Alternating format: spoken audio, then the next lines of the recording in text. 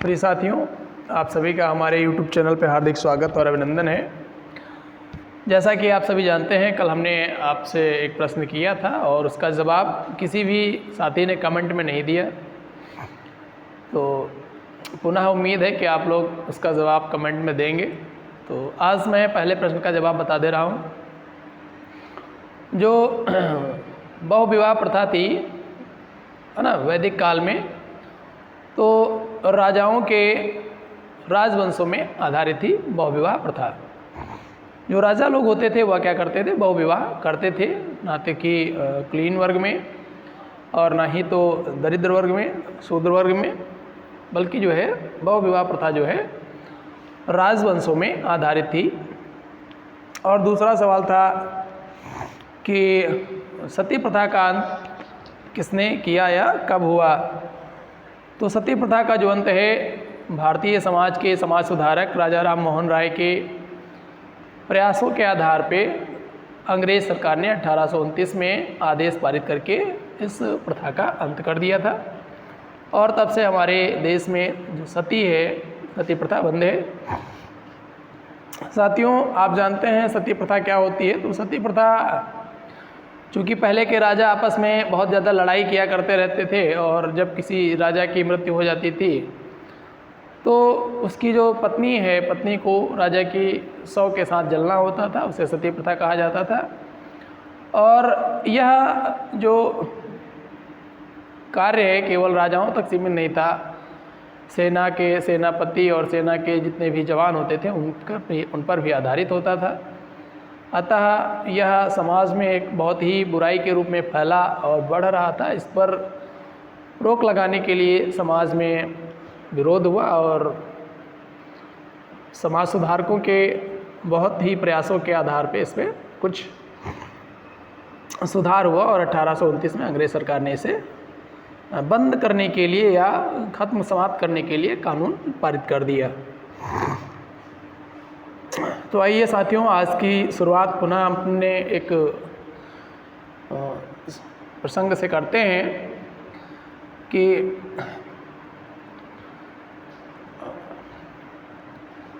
गुरबिन ज्ञान मिले नहीं, लाख करे किन कोय, और रहीमन निथरे दूध ते माथे न माखन होए।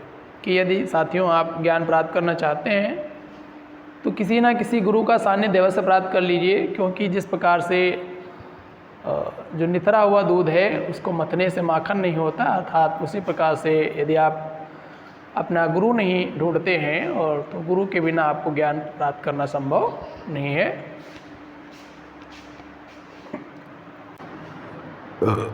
साथियों, हम गणित का अध्ययन कर रहे थे और गणित के अध्ययन में आज हमारे पास जो सवालों का प्रकार है वो क्या है, संख्याओं के पारस्परिक संबंधों पर आधारित प्रश्न और उनका सवाल जवाब करना है। संख्याएं साथियों आप जानते हैं, संख्याएं जैसे 0 से लेकर 9 तक के जो अंक हैं उन्हें संख्यांक कहा जाता है। और उसके बाद सम संख्याएं, विषम संख्याएं, भाज्य संख्याएं, अभाज्य संख्याएं, है ना, रियल नंबर, परिमेय संख्याएं, अपरिमेय संख्याएं, भिन्न संख्याएं। तो ये सब संख्याएं होती हैं, इन्हें आप सब जानते हैं बहुत अच्छे तरीके से। तो उन्हीं संख्याओं पर क्या कहा गया, संख्याओं के संबंधों पर आधारित प्रश्न है, अर्थात जो संख्याएं हैं वो क्या है, संबंधित हैं एक दूसरे से और उन पर आधारित प्रश्न हैं। तो जैसे कुछ संख्याएं हैं उनमें अनुपात होगा, कुछ एक दूसरे के गुणे में होंगी, कुछ बटे में होंगी, कुछ तिहाई होंगी, कुछ चौथाई होंगी। इस प्रकार से संबंधित प्रश्न पूछे जाएंगे। तो एक प्रश्न पूछा गया, कहा गया कि दो संख्याएं 7:5 के अनुपात में हैं, उनका गुणनफल 560 है, छोटी संख्या ज्ञात कीजिए। क्या कहा गया, दो संख्याएं हैं जो कि कितने हैं, 5:7 के अनुपात में है, 5:7 का अनुपात है और इनका गुणनफल दे रखा है। इनका क्या है, गुणनफल दे रखा है, गुणनफल दे रखा है 560। कितना दे रखा है, 560 दे रखा है। छोटी संख्या ज्ञात कीजिए। दो संख्याएं हैं जिनमें क्या है, 5 और 7 का अनुपात है और गुणनफल दे रखा है 560 संख्याएं। छोटी संख्या ज्ञात कीजिए। साथियों बहुत ही आसान सवाल है, आप चुटकियों में हल कर लेंगे, कुछ नहीं करना है, बस हल कर देंगे, क्वेश्चन हो गया ये आपका, आंसर भी हो गया। कैसे करेंगे देखिए, यदि अनुपात में दे रखा है तो इसका मतलब क्या है, यहाँ पर कोई कॉमन नंबर होगा। आप कॉमन नंबर कोई भी ले सकते हैं, जैसे x ले लीजिए, y ले लीजिए, z ले लीजिए, कुछ भी ले सकते हैं।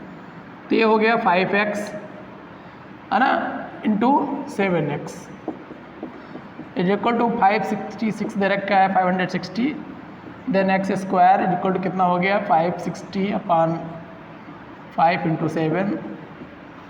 काट देंगे आप, कितना हो गया 7 एकम 7, 7 8 56, 7 0 0, 5 एकम 5 और 5 छक्का 30। ठीक है, एक्स स्क्वायर इक्वल टू कितना आ गया 16 हो गया, देन एक्स इक्वल टू कितना हो गया आपका 4 हो गया। कितना हो गया, जब एक्स इक्वल टू 4 हो गया तो साथियों पता चल गया आपको, एक्स इक्वल टू 4 हो गया तो साथियों पता चल गया ना एक्स बराबर कितना हो गया। देन पहली संख्या कितनी हो गई 5 इंटू एक्स था बराबर कितना हो गया 20 हो गया, और दूसरी संख्या कितनी हो जाएगी, कितनी हो जाएगी 7 इंटू एक्स 20। बात समझ में आई, कर लेंगे, बहुत ही आसान सवाल है, कोई दिक्कत नहीं। आप सीधे भी कर सकते हैं, कुछ ना करें, एक्स एक्स कुछ ना लिखें, सीधा क्या करना है आपको, अनुपात दे रखा है, ठीक है।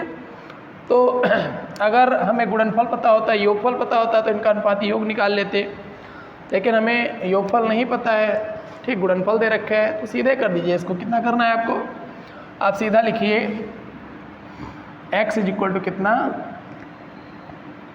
560 अपॉन 5 इंटू 7, ठीक, और स्क्वायर इज इक्वल टू इतना, काट देंगे, पूरा पता है 7 8 56, 16 85 16, देन एक्स बराबर स्क्वायर बराबर 16, देन एक्स बराबर कितना 4, ठीक, 4 पंचे 20, सीधा सीधा कितना हो गया 20 आ गया। यहाँ पे 5x लिख के और 20 कर देंगे। बात समझ आई, छोटी संख्या कितनी हो जाएगी 20 हो जाएगी, आपको पता चल जाएगा, ठीक है। तो इस प्रकार से आप कर लेंगे, बहुत ही आसान सवाल है, नो टेंशन। कहा गया, बताया गया कि 3 संख्याएं हैं और 3 संख्याओं का क्या है योगफल 75 दे रखा है, ठीक। ये संख्याएं हमने मान ली हैं, लेकिन ऐसा दे नहीं रखा आपको। 3 संख्याओं का योगफल 75 है, ABC मैंने संख्याएं मान ली, उनका योगफल 75 है। पहली और दूसरी संख्या में अनुपात दे रखा है 3 5 का, और दूसरी और तीसरी में अनुपात दे रखा है 5 और 7 का। कितने का अनुपात है, 5 और 7 का अनुपात है। तो संख्याएं ज्ञात कीजिए, सबसे छोटी संख्या ज्ञात कीजिए या सबसे बड़ी संख्या ज्ञात कीजिए, इस प्रकार से आपसे पूछेगा। तो जैसा कि आप साथियों देखते हैं, इनमें अगर अनुपात ऐसे दे रखा है तो हम A और B और C में अनुपात ज्ञात करेंगे। तो इसका अनुपात आपको निकालने के लिए क्या करना है, आप करेंगे A बटा B बराबर B बटा C, ठीक, इतना करेंगे तो इसमें हो जाएगा क्या आपका, इसका अगर अनुपात में तीनों का अनुपात ज्ञात करना है तो ये आपका अनुपात हो जाएगा कितना, इसको देखेंगे, अनुपात आपका निकलेगा कितना हो जाएगा, ये हो जाएगा 3:5, और इसका अनुपात दे रखा है कितना, समानुपात में देखेंगे 5:7, ठीक। तो ये हो जाएगा आपका 15:25:35, ठीक है। कितना कर देंगे 15:25:35 कर देंगे, क्योंकि इस प्रकार से अनुपात दे रखे हैं इसलिए यहाँ पे आप इतना कर देंगे, ठीक है। A और B C का अनुपात कितना निकल के आएगा, सीधा सीधा A अनुपात B अनुपात C अनुपात इस तरीके से निकल के आएगा इसका। और जब इतना अनुपात निकल आया तो इसका पता ही चल गया कि सबसे बड़ी संख्या कौन सी है, सबसे बड़ी संख्या 35 हो गई, सबसे छोटी संख्या 5 हो गई, 15 हो गई, ठीक है। दूसरा तरीका क्या है, इसमें अगर आप देखें तो यहाँ पे 5 कॉमन है, तो कितना हो गया 3:5:7 अनुपात निकल के आएगा A B C में। इनका अनुपाती योग निकाल लें तो कितना हो गया 3 5 8 8 7 15, कितना हो गया 15। अनुपाती योग बराबर कितना हो गया 15। देन छोटी संख्या, तो क्या निकालेंगे, छोटी संख्या या बड़ी संख्या जो भी निकालना चाहें, तो छोटी संख्या निकालना चाहें तो छोटी संख्या कितना हो जाएगा, छोटी संख्या मतलब 3/15 गुणे योगफल 75, 15 कितना हो गया भैया 15 पचे 75 और संख्या कितनी आ गई 3 गुणे 5 बराबर 15। ठीक, बड़ी संख्या निकालनी है तो 7 बटे 15 गुणे 75, 15 पचे 75, 7 पचे 35। बात समझ में आई? क्या करेंगे आप? सीधा इनको निकाल देंगे, इसका तुरंत ही हल आपको पता चल जाएगा। ठीक है, इस प्रकार से आप क्या करेंगे, इस संख्या का हल कर लेंगे, सवाल का हल आपको मिल जाएगा। और बढ़ते हैं और अगला प्रश्न है कि दो संख्याओं में 3:7 का अनुपात है और यदि उस संख्या में 5 जोड़ दिया जाए, यदि उन दोनों संख्याओं में 5 जोड़ दिया जाता है तो उनका अनुपात 1:2 हो जाता है। दोनों संख्याएं ज्ञात कीजिए। समझ में आया साथियों क्या बताया गया कि एक संख्या है जिनमें 3:5 का अनुपात है, 3:7 का अनुपात है। यदि इसमें 5 जोड़ दिया जाता है, कितना 5 जोड़ दिया जाता है, अर्थात यदि हम करें तो 3x/7x + 5 + 5 तो कितना हो जाएगा, इनका अनुपात 1:2 हो जाता है। संख्याएं ज्ञात करें, संख्याएं ज्ञात करें। ठीक है, ये आपको क्या करना है, हल करना है। इस प्रकार के सवालों को आप बहुत ही आसानी से लगा सकते हैं, कोई बड़ी बात नहीं है, बहुत ही आसान सवाल है। क्या करना है आपको, क्रॉस मल्टीप्लाई कर देनी है, तो कुछ नहीं है, ये सिंगल हो गया, डबल हो गया तो कितना हो गया 3x हो गया, ये 7x है, बचा है x और 2x और 1। इसका अंतर देखेंगे, डिफरेंस कितना आ रहा है, 1 आ रहा है। अगर इसका डिफरेंस 1 आ रहा है तो ये कितना हो गया, केवल 5 आ जाएगा। ठीक है, और इसका अंतर कितना आ रहा है, 1 आ रहा है, तो x = कितना आ गया, टोटल 5 आ गया। ठीक, ये x = 5 आएगा आपको। ठीक है, अब समझा दे रहे हैं कैसे आएगा, थोड़ा देख लीजिए। यहाँ मैं पहले लिखे दे रहा हूँ, x = अगर 5 आ गया तो छोटी संख्या कितनी हो गई, x = 5 है तो 3x है, तो 3 × 5 = 15, तो छोटी संख्या हो गई 15 और बड़ी संख्या कितनी हो गई 5 × 7 = 35। ठीक, ये 15 और 35 संख्याएं आएंगी, ये मुझे आंसर पता चल गया। हल करके देख लेते हैं। हल करने का मतलब क्या है, क्रॉस मल्टीप्लाई करेंगे।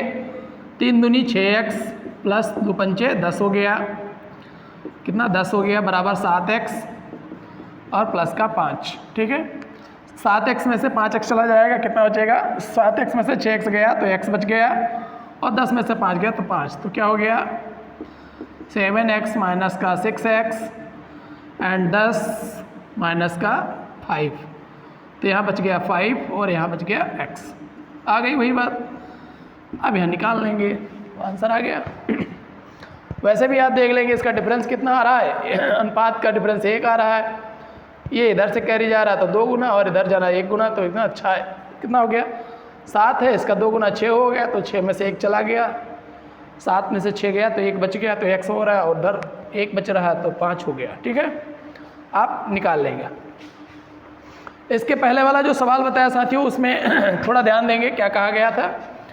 दो संख्याएं दे रखी थी, A/B और B/C दे रखा था। ऐसी स्थिति में जब कभी भी आपको क्या ज्ञात करना हो, A/B/C ज्ञात करना है, C अनुपात ज्ञात करना है, तो क्या करना है, मिडिल वाली संख्या से तीनों को गुणा कर देना है, बस कुछ नहीं करना है। AB/BB है ना, BB/BC। ठीक, इतना कर देना है, आपका सीधा सीधा अनुपात पता चल जाएगा। या इसको दूसरे फॉर्म में भी हम लिख सकते हैं, कैसे, A/B एंड B/C। इसकी क्रॉस मल्टीप्लाई करो, इसकी मल्टीप्लाई करो और इसकी मल्टीप्लाई कर दो और इसकी मल्टीप्लाई कर दो। ठीक है, तो AB/B²/BC। ठीक है, इस प्रकार से भी कर सकते हैं, उस तरीके से भी कर सकते हैं। इसके पहले वाले सवाल में मैंने शॉर्ट ट्रिक अपनाई थी, वहाँ पे हमने शो नहीं किया था, इसलिए हम बता दे रहे हैं कि इसको आप कैसे लगाएंगे। प्रथम मुगल और राजपूत विवाह किस राजा ने किया था और किस सन में किया था। यदि साथियों आपको जवाब आता है तो आप कमेंट बॉक्स में जवाब अवश्य लिखें, और अगली वीडियो हम आपके साथ बहुत ही जल्द शेयर करेंगे। धन्यवाद।